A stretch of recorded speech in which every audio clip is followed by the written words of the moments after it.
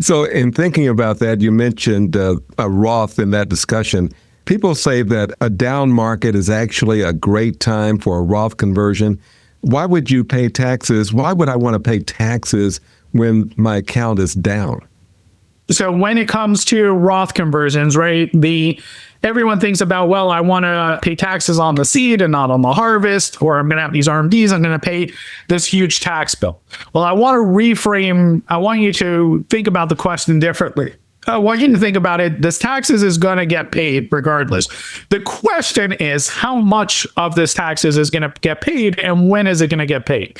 And so just like we know that the market is going to go down on a regular basis, what if I can tell you that the IRS was going to have a sale every 3 months, right? Would you pay your taxes just randomly, or would you pay it when it goes on sale? You'd be on that schedule. Yeah, you would pay when it goes on sale. If you get a discount, you wait for the discount, right? Black Friday comes along, and that's the great time to buy Christmas gifts, right? You wait for Black Friday. You don't just go buy it on after Halloween, right? It's not the time.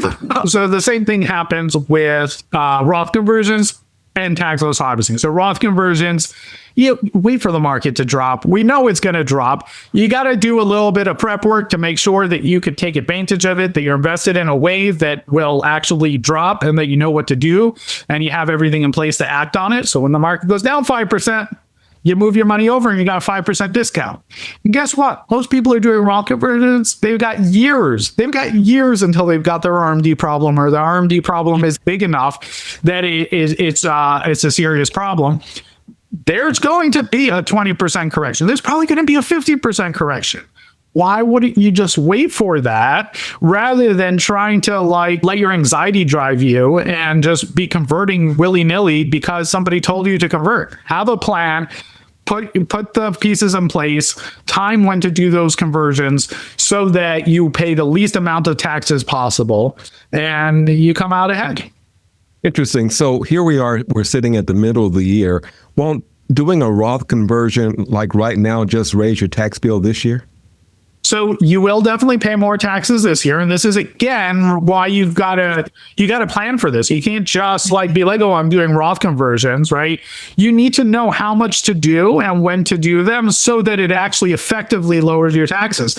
Because guess what? If you're making the most amount of money right now than you've ever made in your entire life, then it's probably not the year to do Roth conversions, right? I have no idea. You have no idea how many people come to me and they're like, I'm 2 or 3 years away from retirement. And I want to do Roth conversions. I'm converted all of my contributions and my 401k to Roth. And I'm like, why are you doing this? You're retiring in 3 years. You're going to have no income in 3 years, but you want to pay it now when you're making, $300,000 a year. Did you make $300,000 a year 10 years ago? No. But now when you're at the peak earning and you're feeling you're at the top of your game, now you want to give the IRS more? You want to go make donations to the government who doesn't really, know where they're spending the money? This doesn't make sense. So, you got to think about things.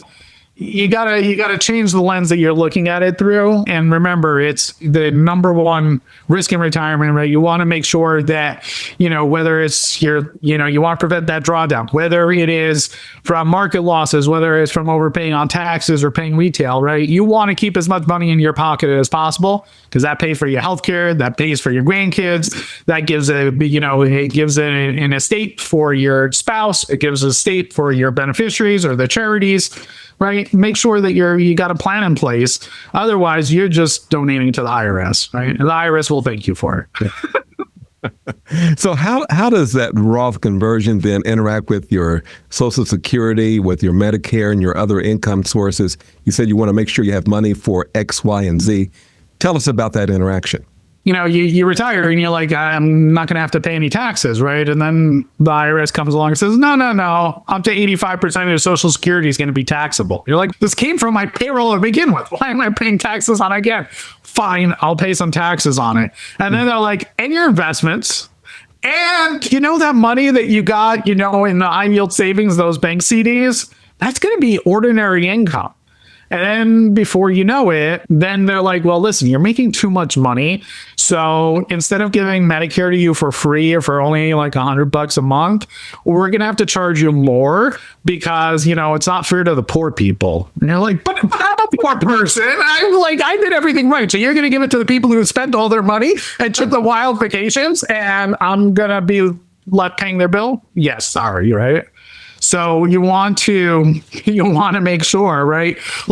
People come to me and they're like, well, how should I be invested? I'm 60-40, I'm whatever. I should do Roth conversions, not do Roth conversions. I'm like, I need to see your tax return. Let's make sure to plug the sieve, right? If we have a leaky bucket and all the money is coming out the bottom, all the Roth conversions in the world aren't going to do you any good because you're going to be paying taxes at the highest tax bracket. I had a woman the other day come to me and she wanted Roth conversions. She's got like $1.5 million in her retirement accounts.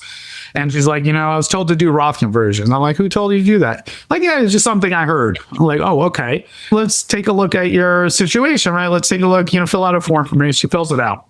She's got $40,000 in dividends coming in and $140,000 a year in taxable interest. Wow. This woman was paying like 32% tax, right? Single person, right? But her Social Security was only like $35,000. She was barely living on anything, but she was paying this an enormous amount of taxes because she was being safe. She had this money in a bank account earning interest, and she thought it was the right thing to do. But she was paying interest on it, right? It was a huge amount of money that was just sitting there, and basically she was not taking any risks, so she wasn't getting any rewards. And then whatever little reward she was giving, right? So she's not even keeping pace with inflation, and then she's giving half of that to the IRS. It's ridiculous. That's bad. So is there a calculator or something like that to help avoid scenarios that you just painted at yieldsforyou.com? So at yieldsforyou.com, we offer a free retirement tax SWOT analysis. Really, really recommend that you take us up on that. Go online, click book an appointment, go to our FAQ page, fill out the form. You'll upload a whole bunch of documents, fill out a whole bunch of questionnaires, but then we'll give you this analysis and we'll tell you, hey, by the way, right, like maybe Roth conversions aren't right for you. Or maybe you should be super aggressive about them and do it over the next 3 or 4 years. Or maybe really you only need to convert, $500,000, or maybe change how you're allocated. Maybe you've got all your growth stuff, right? And you have it in your IRA and it should be in your Roth, or it should be in your brokerage account. And just switching it around will solve your problem and help you pay a whole lot less in taxes. And so this is what we do, right? Is there a break-even point? How long does it need to be there to grow tax-free and the Roth for it to be worth it? And that's, again, right, how you're invested really, really makes a difference, right? If you're super conservative and you're like, I'm in a high yield savings account or I am all in bonds, well, it's going to take you like 30 years to break even on doing your Roth conversion, right? Whereas if you're super aggressively invested in stocks, right? I had someone I spoke to today, and he's like, he's got $10 million in a IRA account, and he's like, I can't convert fast enough, and I'm primarily invested in tech. My money has doubled in the last 3 years. And I converted 3 million of it, and it's like he can't convert fast enough because he's invested so aggressively, right? So his break-even point is like a fraction because as soon as he finishes paying off the taxes, he's made more money in growth than he paid in the taxes. So again, right, really depends on how you're invested, what the purpose is. For the average person, right, where you're like 6-7%, you're kind of middle of the road, right, conservative, maybe moderate, right, nothing too crazy. You're looking at 15 to 20 years break even, right? That's not simple math of like, yeah, you should for sure do this, right? You got to really factor it in to your financial plan. Got to think it through. Let's talk about thinking it through. That involves the human element.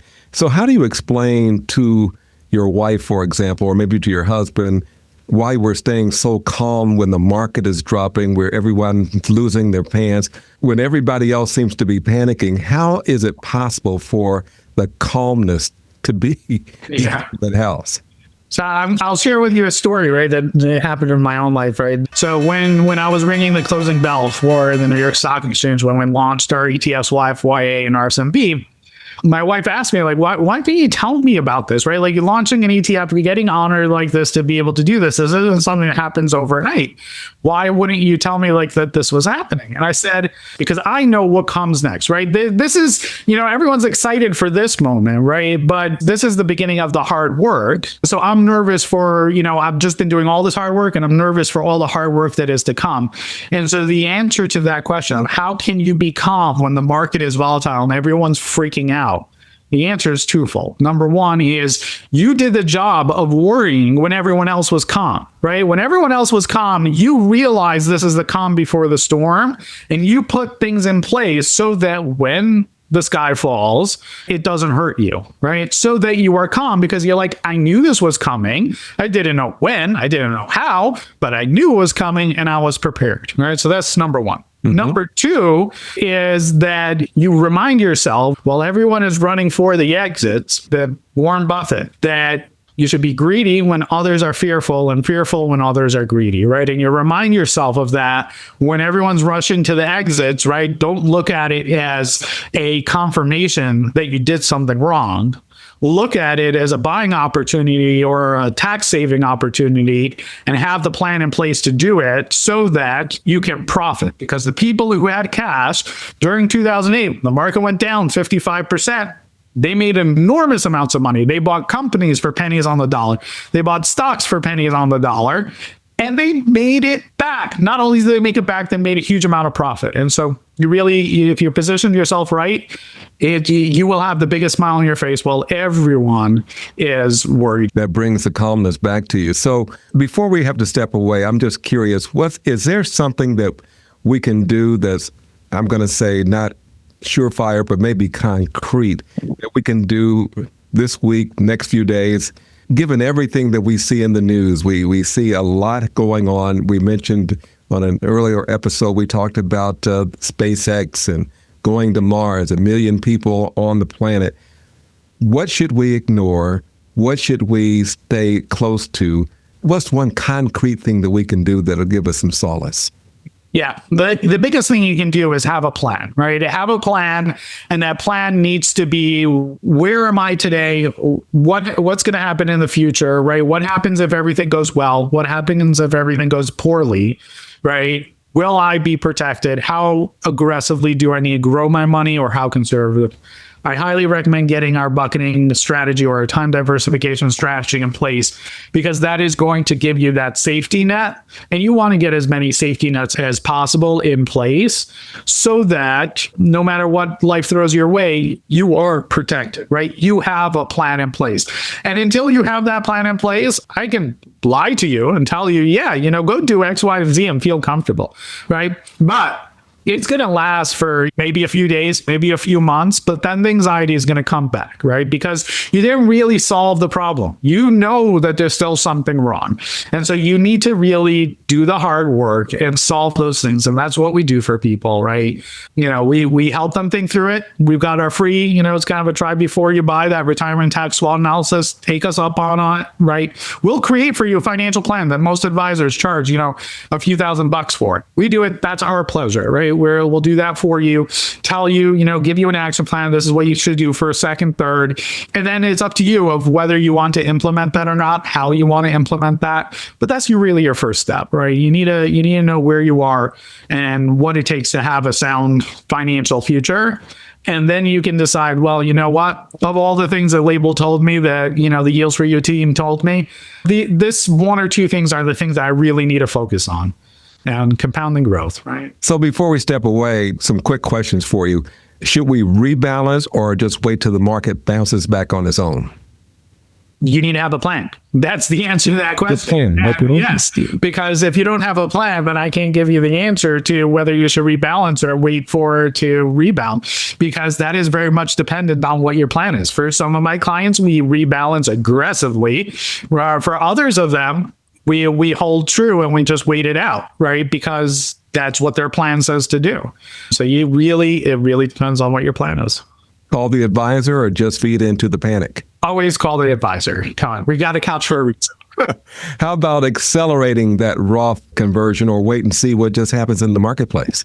You always want to accelerate tax losses, right? You want to save money on taxes, right? Take advantage of these opportunities, assuming you can afford it, right? Because if it's going to put your financial security at risk to do Roth conversions, then don't do it. And I think we got time for one more. What if I listened to you and I built my bucket, but I didn't react to the news at all? Go you. That's exactly what you want. That's all the time we got. And, the headlines will try to tempt you. But what we've learned here is that the retiree who stays calm is one whose money is already built to handle surprises. A bucket for near-term spending means this: a bad week never forces a bad sale. And a down market becomes a chance to move money into a tax-free bucket at a discount. You don't need to predict the future. We've learned that from Label. You need a structure, you need a plan, and you need the patience to see it work.